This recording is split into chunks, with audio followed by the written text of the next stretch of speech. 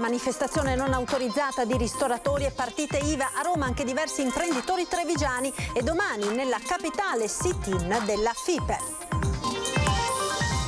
Frigoriferi vuoti, finite le dosi di vaccino e domani nella Marca i centri vaccinali restano chiusi. Si riparte mercoledì con i nuovi arrivi, ma si procederà al 50% della capacità.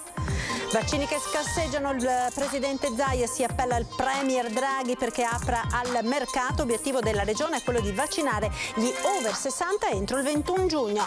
Il campione Adriano Panatta positivo al Covid, sto bene, sono in isolamento, ci ha detto, sono stato sfortunato perché sabato avevo l'appuntamento per fare il vaccino.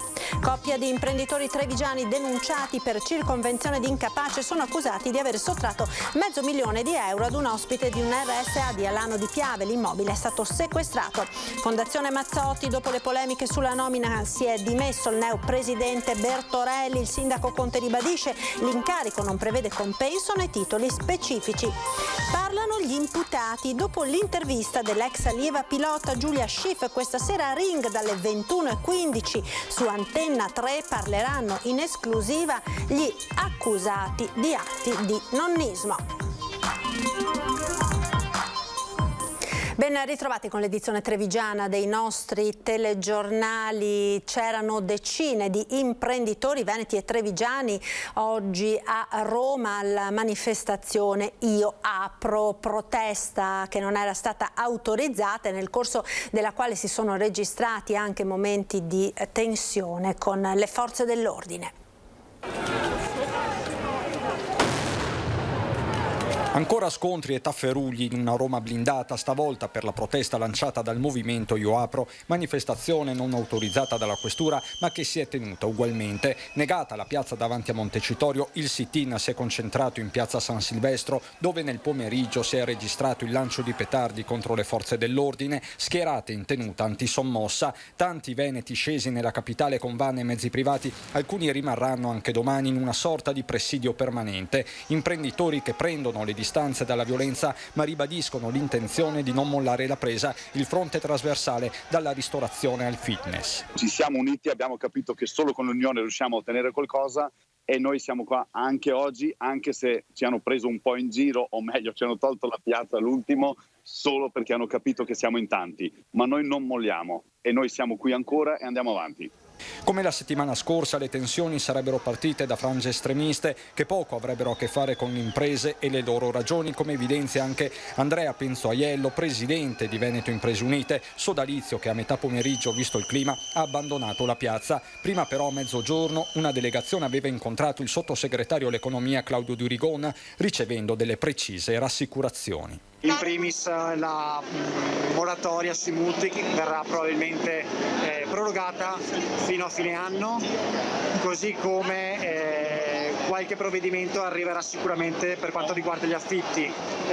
Si parla di credito d'imposta prolungato anche per il 2021 e si è accennato anche a un fondo affitti. Questi gli impegni dell'esecutivo, ma la piazza freme. Non siamo partite IVA, siamo persone, siamo famiglie, gli slogan di una protesta che non sembra essere finita qui. Siamo chiusi, non incassiamo e non riceviamo niente dal governo. Come dobbiamo andare avanti?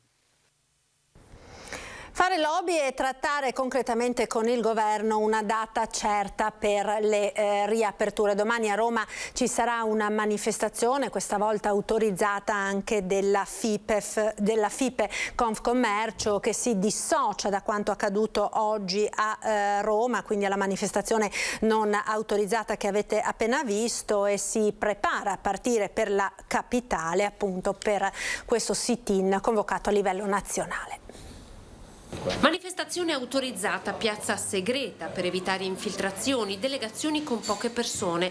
Per Ascom Treviso partiranno il commissario pro tempore e il segretario FIPE Dagna Sartorato. L'appuntamento è per domani alle 11 a Roma. L'ultimo slogan scritto sulla carta prima di partire, una data certa per ricominciare a lavorare. Dopo quasi 14 mesi di chiusure, riaperture, una sofferenza che si è protratta anche troppo.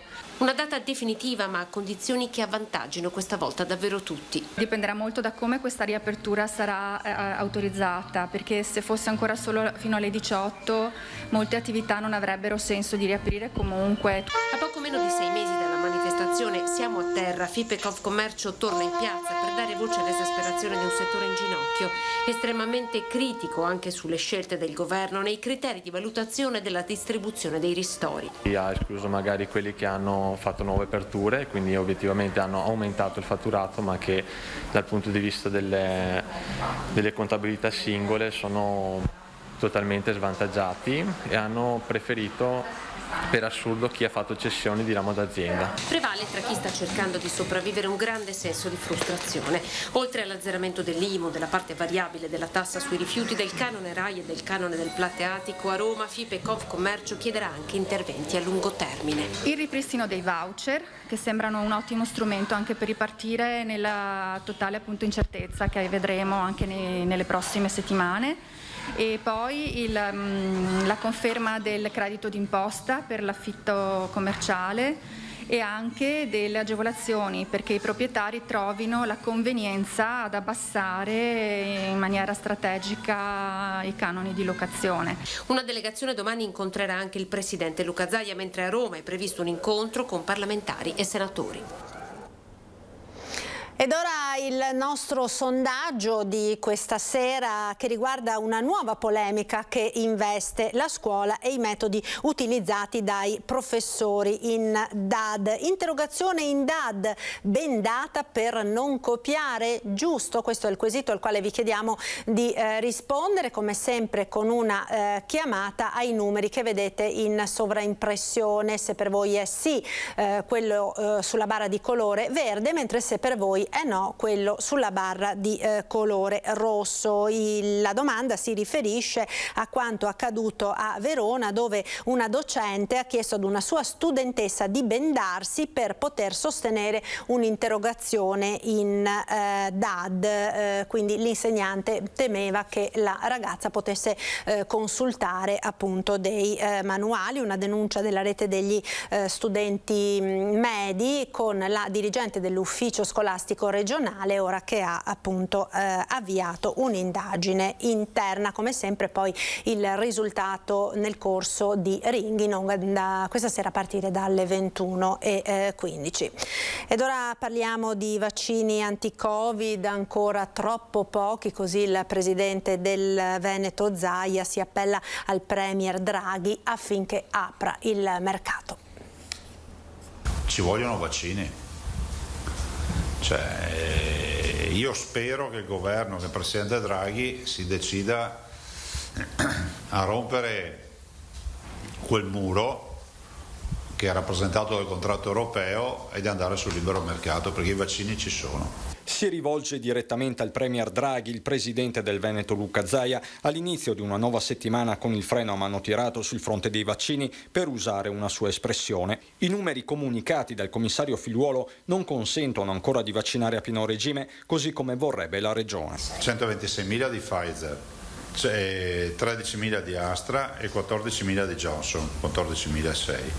Moderna non pervenuto, sono già 2 settimane che non si sa che storia c'è. In attesa di uno sblocco delle consegne che possa dirsi definitivo, Zaia fissa comunque 2 obiettivi minimi. Il primo riguarda la copertura entro la settimana degli over 80, la seconda le persone con più di 60 anni. Noi nel nostro programma ragionevolmente con queste forniture contiamo di chiudere gli over 60 entro il 21 giugno. Regione che recepisce le indicazioni di AIFA sulla seconda dose, che per Pfizer e Moderna può essere somministrata se necessario fino a 42 giorni dalla prima. Ricordiamo ai cittadini che dopo la prima dose, dopo 10-12 giorni c'è già risposta anticorpale importante. Vaccinare quindi per riaprire in modo sostenibile il prima possibile con i protocolli di sicurezza del caso e sui quali sta lavorando la Regione, concetto ribadito da Zaia alla stampa straniera incontrata in mattinata, dove si è parlato soprattutto di turismo, blindando la stagione estiva.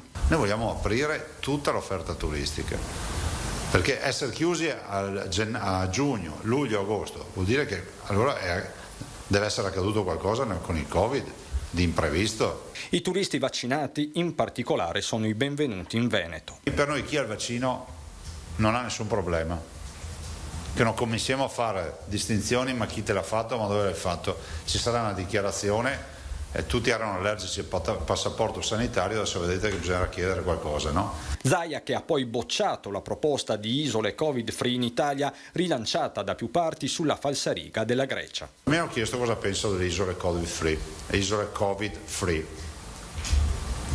Io ho detto che io sono a favore, la nostra si chiama Veneto, cioè non esiste che io vado a immunizzare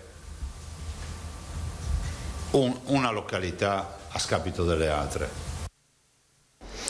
Mancano dunque le dosi, l'avete sentito, e la campagna vaccinale nella Marca trevigiana subisce uno stop di un giorno. Domani tutte le sedi vaccinali saranno chiuse in attesa di ripartire mercoledì con le dosi in attesa in arrivo per domani, non moltissime per la verità, tanto che anche per tutta la prossima settimana, comunica il direttore generale dell'ULSS Francesco Benazzi, si procederà con una media di 5.000 dosi al giorno, circa la metà della capacità vaccinale. Le dosi sono comunque riservate a finire gli over 80, i disabili, i pazienti fragili e la fascia dei 70-79 anni. Sono al momento confermati tutti gli appuntamenti per le seconde dosi. Per quanto riguarda gli operatori sanitari Novax, dopo il decreto che obbliga il vaccino per le professioni sanitarie, i 150 dipendenti dell'ULSS 2 non ancora vaccinati hanno rivisto la propria posizione.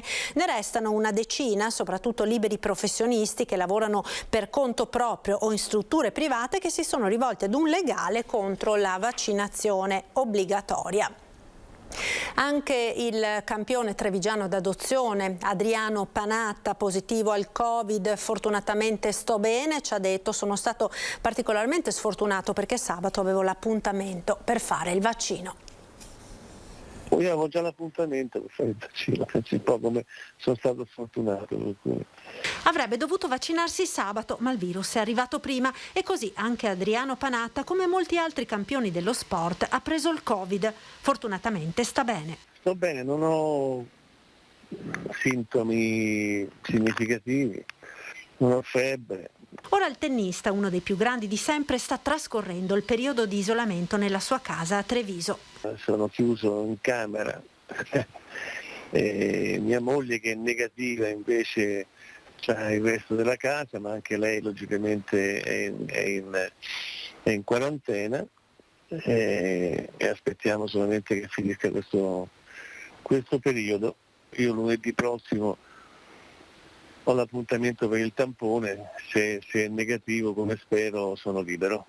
Molto attento a rispettare le norme anti-Covid, tanto da lanciare più volte appelli ai trevigiani, Panatta non sa proprio dove possa essersi contagiato. Ho sempre portato la mascherina, sono sempre stato al distanziamento e attento al distanziamento. Non ho proprio idea, è una cosa che continuo a pensarci questi giorni, dico ma dove posso averlo preso, però onestamente non mi viene in mente niente. Intanto sono molti i messaggi di solidarietà arrivati in queste ore al campione leggenda del tennis. Vi ringrazio, sono molto carini, insomma io sono uno tra quelli fortunati, sono uno tra quelli fortunati, per cui c'è sta gente molto meno fortunata di me che non sta bene, che ha un decorso molto impegnativo, anche dei miei amici che mi hanno raccontato insomma quello che hanno passato. Io sono l'ultimo che si deve lamentare, insomma. La vicenda ora della Fondazione Mazzotti, prendiamo atto delle dimissioni di Claudio Bertorelli dalla carica di presidente, lo comunica il sindaco Mario Conte dopo le polemiche degli ultimi giorni. Teniamo a precisare, continua il sindaco, che l'incarico conferito al presidente, così come a tutti gli altri componenti del CDA di Fondazione, non comporta l'erogazione di alcun compenso né possesso di titoli specifici. Auspichiamo che il signor Bertorelli, conclude Conte, possa ora chiarire la sua posizione verso gli ordini professionali con la dovuta serenità, e lo ringraziamo per la sensibilità dimostrata nei confronti del progetto di valorizzazione territoriale della Fondazione Mazzotti e di tutta la città di Treviso. La cronaca ora: domenica sera un incendio a Fara di Soligo che ha distrutto l'abitazione di una famiglia che ora si trova senza casa. Tutto a posto, bambini. Però siete senza casa adesso. Sì. È disperato Hassan Dakar. La sua famiglia, la moglie e i 3 piccoli di 7, 9 e 14 anni non hanno più una casa. Le fiamme hanno divorato in pochi minuti tutti i piani della loro abitazione in via San Francesco a Farra di Soligo. Sola in casa con 2 bambini, la giovane mamma, quando ha sentito l'odore acre del fumo, ha pensato solo a portarli in salvo. Il papà era uscito con un piccolo a fare la spesa. Disastro. 5 minuti sono andato per fare spese io qua vicino a me, famiglia. Io ho ucciso stufa per asciugare i vestiti di lavoro, poi è tornato, ho visto fumo, ho visto. Grazie al pronto intervento dei Vigili del Fuoco di Conegliano e di Montebelluna e del SUEM 118, la famiglia è stata soccorsa sul posto e non è stato necessario ricoverare nessuno in ospedale. Una casa che stavano quasi finendo di pagare dopo tanti anni di sacrifici ed ora resa inagibile. Il sindaco Mattia Perencin ha dovuto trovare in tempi brevi una sistemazione per la madre ed i bambini. Ci siamo attivati fin da subito ieri sera, tant'è che la famiglia è stata ospitata in una casa famiglia che abbiamo a Soligo tramite la Caritas, che ringrazio. Oltre all'amministrazione anche la cittadinanza si è resa subito disponibile per aiutare questa famiglia e i loro piccoli. Grazie alla solidarietà di molte persone del paese si è recuperato insomma diverso vestiario per i bimbi. Per ora rimarranno in questa casa famiglia finché non riusciremo a dare loro un supporto e a trovare loro un'altra casa. Hassan, nonostante le tante preoccupazioni, cerca di consolare uno dei suoi figli stringendolo a sé. L'uomo, che lavora in un mobilificio, è ospite da parenti. Adesso penso solo famiglia, lo so domani cosa faccio, ti giuro, io 24 anni di lavoro perso. Ed ancora cronaca, il maltempo di queste ore ha causato diversi incidenti nella Marca. Oggi pomeriggio alle 17:30 a Tezze di Piave un tir è uscito di strada in via Busche finendo nel fossato dove si è appoggiato su un fianco. Fortunatamente lievi le conseguenze per il conducente che è uscito autonomamente dalla cabina della motrice. Sul posto il 118, i vigili del fuoco che hanno dovuto impiegare l'autogru per poter recuperare il mezzo pesante. Omofobia, basta con l'odio e la discriminazione, così il sindaco di San Zenone degli Ezzelini Fabio Marin. Mamma, che senso ha fare una legge contro i crimini d'odio? Non dovrebbe essere automatico punirli? Così mia figlia, 13 anni, l'altro giorno, sentendo parlare del disegno di legge Zan bloccato in Senato. E come non darle ragione? Purtroppo la realtà è ben diversa se si pensa che non solo i crimini d'odio in generale non vengono puniti, ma il disegno di legge in questione, che mira a tutelare le vittime di misoginia, di abilismo e di omotransfobia, non è ancora stato calendarizzato nonostante sia stato approvato alla Camera. La cosa peggiore è che chi lo sta bloccando, per ignoranza e paura, sta diffondendo notizie completamente false a riguardo, come conferma il sindaco di San Zenone degli Ezzelini Fabio Marin, che al nostro microfono lancia un appello. Il mio è un appello perché davvero è ora di dire basta con l'odio, con la discriminazione. Con questa legge si va un po' a mettere il nome a quelle che sono le violenze e le discriminazioni che vengono fatte, proprio perché ci sono i moventi quando una persona commette un delitto e quando quindi viene processata. Lei è mai stato vittima di episodi di odio per quanto concerne proprio il suo orientamento sessuale? Purtroppo ne ho subite tante, sono quelle che forse oggi mi hanno reso più forte, però se magari non ci fossero state sarebbe stato sicuramente meglio, e più che altro se ci fosse stata giustizia verso chi mi ha fatto passare veramente dei giorni, delle serate, delle nottate brutte, terribili a causa del mio orientamento, sarebbe stato forse tutto più facile per me. Io voglio essere giudicato per le mie competenze, per quello che faccio, non per quello che sono. Diciamo però i miei compaesani sono stati la dimostrazione di questo, perché davvero insomma hanno segnato un passo di maturità per il mio paese e anche per il nostro territorio. Io nella mia vita sono stato fortunato perché quando l'ho detto a mio padre, lui mi ha detto che l'importante è che io sia felice, e questo sarebbe davvero la frase che tutti i genitori dovrebbero dire ai propri figli. E lancia anche un messaggio a tutte quelle persone vittime di violenza e di odio.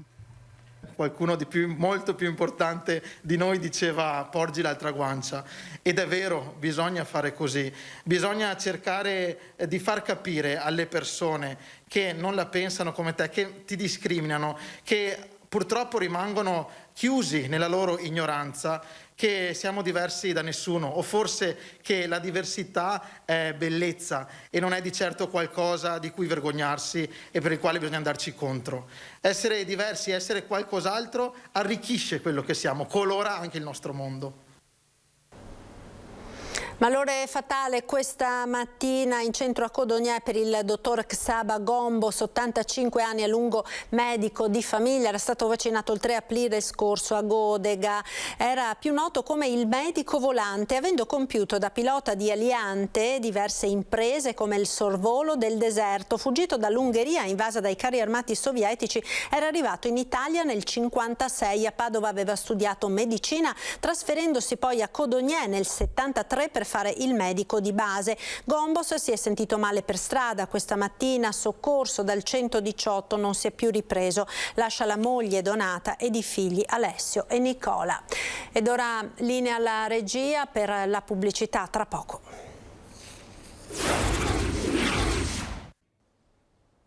E rieccoci in diretta a Treviso, giovani pensatori protagonisti del Festival della Filosofia. Si parte domani.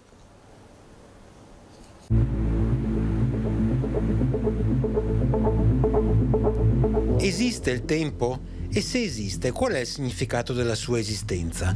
Domande ambiziose, questioni di carattere filosofico, diremmo. E infatti a porsele è proprio il Festival dei Giovani Pensatori organizzato dal Liceo Canova di Treviso. A mettere i bastoni tra le ruote dell'evento, però, ad appena 2 anni dalla sua nascita, rischiava di essere proprio il nostro tempo, la stagione della pandemia. E invece abbiamo assolutamente voluto proseguire l'iniziativa con la seconda edizione, che arriva soltanto con qualche mese di ritardo, ma ce l'abbiamo fatta appunto a organizzarla, grazie anche al contributo di Fondazione Cassamarca. E sebbene, dati i tempi appunto, si possa fare solo online e a distanza, la discussione filosofica può iniziare. Si parte martedì 13 alle 18 con l'intervento di Massimo Cacciari, cui seguiranno il 15 e il 16 quelli di altri filosofi ed insegnanti universitari. Ma la peculiarità di questo festival, primo in Italia assieme a quello di Ischia e Napoli, è quella di mettere al centro i giovani studenti,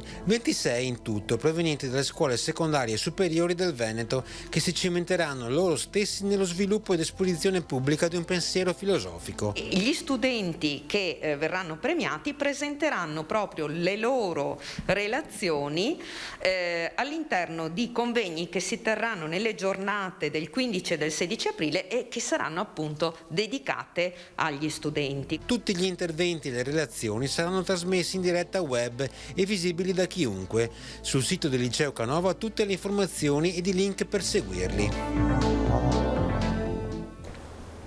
Ed ora allo sport, l'Imoco Volley è approdata alla quinta finale scudetto della sua storia. L'avversaria l'Igor Novara, che la squadra di Conegliano ha già affrontato in finale scudetto nelle ultime 2 edizioni disputate, quella del 2018 e quella del 2019. Ma le 2 compagini si sono trovate sotto rete anche per una finale di Champions, 3 finali di Coppa Italia, 3 finali di Supercoppa. In totale 36 precedenti con 25 vittorie dell'Imoco e 11 dell'Igor. In questa stagione 5 le sfide già disputate con 5 vittorie giallo-blu. Prima gara di finale tricolore sabato sera alle 20:30 al Palaverde.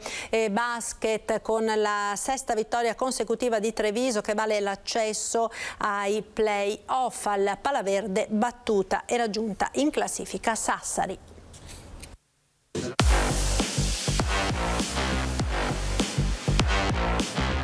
È una vittoria che vale più traguardi, quella che Treviso ha centrato ieri al Palaverde contro Sassari. Primo successo contro una delle teste di serie del campionato, 6ª vittoria consecutiva che grazie anche alla debacle di Reggio Emilia Varese significa l'aritmetica certezza di approdare ai play-off. 89-85 il risultato finale sul parquet di casa, un'impresa corale di gruppo in cui svettano le doppie cifre di Mekovulu 21 punti e Sokolovski 23. È una vittoria molto importante che credo che ancora una volta ci dia soddisfazione e consapevolezza. Credo che sia la prestazione, al di là di quello che è il risultato, mi avrebbe comunque confortato, perché comunque al di là di, se anche avessimo perso, non abbiamo giocato una partita di una squadra soddisfatta. Abbiamo giocato una squadra che ancora aveva fame, che voleva tentare a tutti i costi di togliersi questa grande soddisfazione di battere una delle, diciamo, top 5 e soprattutto una delle squadre più blasonate e più forti del campionato. È il coraggio, dice Menetti, la grande dote che contraddistingue i biancocelesti in questo momento, e per le prossime sfide ne occorrerà. Da adesso in poi, lo dicevo anche ai ragazzi, le partite facili non esistono più, non ce ne sono più di partite dove ti può andare facile. La De Longhi è sesta, raggiunge il Banco di Sardegna a 28 punti. La sfida con la Virtus è rinviata al 21 aprile. Domenica 18 al Palaverde arriva Varese. Per questo Menetti non vuol perdere troppo tempo a bearsi della vittoria contro Sassari. Qua ci sono da vincere le altre partite, punto e basta.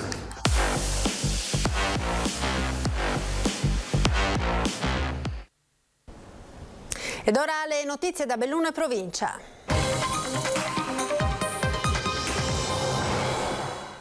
Coppia di trevigiani denunciati per circonvenzione di incapace sono accusati di aver sottratto €500.000 ad un ospite di una RSA di Alano di Piave. L'immobile è stato sequestrato. Hanno approfittato della più indifesa per dilapidare i suoi risparmi allo scopo di acquistare la sede della RSA San Vincenzo ad Alano di Piave. I due novelli Bonnie e Clyde sono una coppia trevigiana, 29 anni lui, 26 lei, rispettivamente presidente e amministratrice della struttura per anziani, denunciati al termine dell'operazione congiunta condotta da Guardia di Finanza e Carabinieri di Belluno. L'indagine parte da alcune segnalazioni di operazioni sospette che abbiamo sviluppato anche grazie a nuove tecniche sviluppate dal nostro comando regionale. Questo ci ha permesso di partire subito, già a fine dicembre, e grazie alla collaborazione con i colleghi dell'Arma e all'autorità giudiziaria, in tempi brevi siamo giunti a un sequestro. L'anziana presa di mira è una settantenne invalida al 100%, dal 2004 affetta da problemi psichici. La coppia, adducendo come scusa l'intenzione di pagarle la retta finché ve ne fosse stata necessità, è riuscita a farle smobilizzare €520.000 investiti in titoli e a ottenere il denaro attraverso una donazione modale. L'operazione si è svolta davanti a un notaio bellunese a cui è stato prodotto un certificato medico che pare non rispondesse allo stato di salute effettivo della donna. A indagine veloce, grazie alla segnalazione di un istituto di credito, è seguita l'immediata azione dell'autorità giudiziaria che ha richiesto il sequestro preventivo della RSA. Presidente e amministratrice sono indagati a piede libero per circonvenzione di incapace, indebito utilizzo di carte di credito e di autoriciclaggio. I nostri anziani, io li chiamo nostri perché dobbiamo considerarli tali, devono essere tutelati in tutti i sensi. Già stanno combattendo contro un nemico cattivo, il coronavirus, ma fortunatamente per il coronavirus il vaccino c'è. Contro la disonestà il vaccino purtroppo non è ancora stato inventato. Anni sereni è stata denominata l'operazione dell'Arma e delle Fiamme Gialle perché a questo hanno diritto gli anziani. Per gli ospiti della San Vincenzo le abitudini quotidiane fortunatamente non subiranno cambiamenti. Sul fronte giudiziario il fascicolo relativo all'indagine è stato trasferito per competenza alla Procura di Treviso. È iniziato questa mattina alle 9 il presidio permanente dei lavori di ACC davanti alla prefettura di Belluno. Questi silenzi assordanti ci stanno innervosendo perché stanno passando le settimane, stanno passando i mesi e la tensione sta salendo. Un gazebo davanti alla prefettura di Belluno, un fornelletto, cibo e tè caldo per sostenere fino a giovedì i lavoratori che a turno hanno deciso di istituire un presidio permanente per sollecitare la convocazione del tavolo ministeriale per la nascita del progetto Italcomp e l'uscita dal guado per la storica ACC. Il presidio è in corso anche a Torino sotto la prefettura e noi qui a Belluno vogliamo fare altrettanto perché il governo dia una risposta il più rapida possibile alle richieste che vengono sia da noi che da Torino, che si apra una fase nella quale si decida se il progetto Italcomp è ancora una priorità. Solidarietà è stata espressa dalle istituzioni bellunesi, ma non basta, ci vogliono i bellunesi tutti, serve come l'aria quel senso perso di condivisione del valore di una battaglia che non è solo per i lavoratori ma per tutta la provincia. Giovedì frattanto in programma l'incontro fra il ministro Giorgetti e i presidenti delle regioni Veneto e Piemonte. Noi chiediamo adesso di essere convocati e che ci venga dato l'ok finalmente di questo progetto che vada in porto. Oggi stiamo sfidando il maltempo, sfideremo i giorni freddi, la notte, perché vogliamo questo tavolo. Ma i dubbi restano, la liquidità per ACC è finita, dal 1° aprile sono partiti i provvedimenti di cassa integrazione e riduzione degli stipendi. Abbiamo finito la cassa e questo ci dà almeno la sensazione e il sospetto che qualcuno nella comunità europea, facendo pressione proprio al proprio lobby, non vuole la creazione di questo polo Italcom, che sarebbe comunque un valido concorrente sul mercato dei compressori.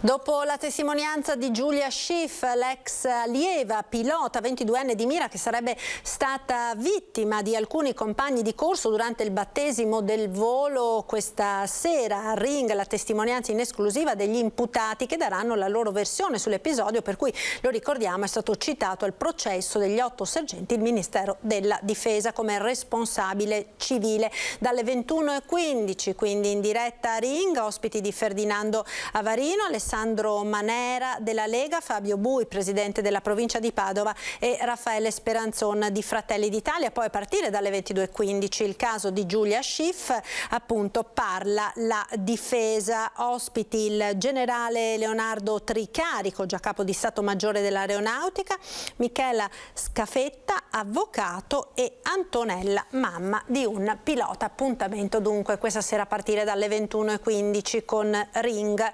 Ed è tutto per questa edizione, grazie per essere stati con noi, vi lascio come sempre alle previsioni del tempo. Arrivederci, il meteo.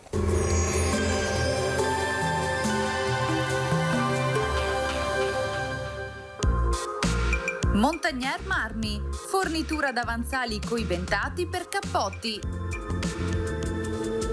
Bentrovati al meteo. La perturbazione giunta nel weekend abbandona lentamente l'Italia. Martedì 13 aprile causerà ancora un diffuso maltempo, ma la situazione andrà migliorando. Nel dettaglio, sul Veneto cielo molto nuvoloso, con piogge ovunque, localmente anche forti in mattinata. Col passare delle ore rimarrà qualche residuo fenomeno. Entro sera via via più asciutto dappertutto. Venti a tratti tesi da nord-est. Temperature nuovamente in sensibile calo, si potrebbe dire che vivremo un ennesimo stop alla primavera. Minime tra lo 0 e i 5 gradi, massime tra 8 e 12 gradi all'incirca. Stesso scenario se ci spostiamo sul Friuli Venezia Giulia, precipitazioni al mattino che andranno ad esaurirsi dal pomeriggio. Temperature minime tra 2 e 6 gradi, massime sui 9-12 gradi. Ci spostiamo infine sul Trentino Alto Adige, anche qui inizialmente rovesci ovunque, a seguire sarà più asciutto e soleggiato. Temperature minime intorno a 2-3 gradi, massime sui 12 all'incirca. Dal meteo per ora è tutto, vi auguro un buon proseguimento con Antenna 3.